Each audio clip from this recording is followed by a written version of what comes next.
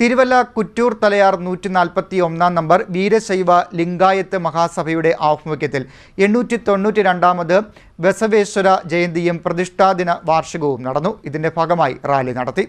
Thiruvalla Kuttoor Thalayar 141 number Veerashaiva Lingayat മഹാസഭയുടെ ആഭിമുഖ്യത്തിൽ 892ാമത് ബസവേശ്വര ജയന്തിയും പ്രതിഷ്ഠാദിന വാർഷികവും സംഘടിപ്പിച്ചു.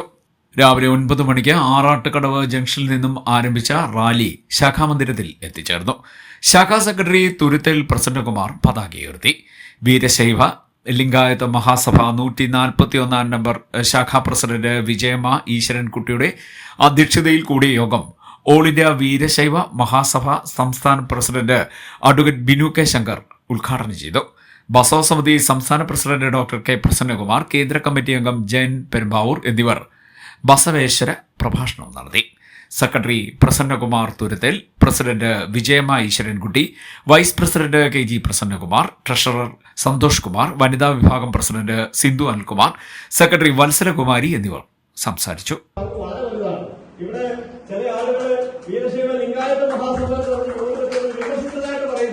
എന്താണ് ആ ലിംഗായത്ത് എന്ന് പറയുന്നത്? ഞാൻ പറഞ്ഞത് കർണാടക ഈ ശിവനും ശിവലിംഗവും തമ്മിൽ വളരെ വ്യത്യാസമാണ്.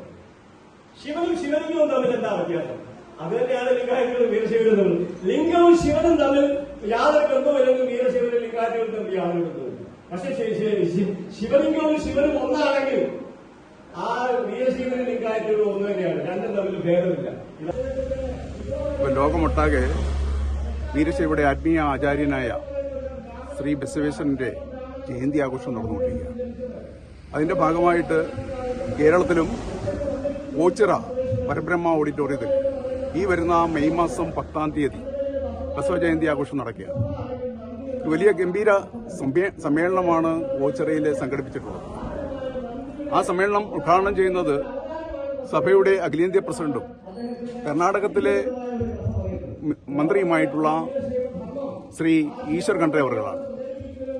അതുകൂടാതെ കേരളത്തിൽ നിന്ന് മന്ത്രി ശ്രീ സജി ചെറിയാൻ, കൂടാതെ Karunagappally MLA CR Mahesh, KPCC secretary KP Sreekumar, അതുപോലെ തന്നെ BJP വക്താവ് ജിതിൻ ദേവ്, അതുപോലെ സെൻകുമാർ IPS തുടങ്ങിയ പ്രമുഖ വ്യക്തികൾ ആ പരിപാടിയിൽ പങ്കെടുക്കും.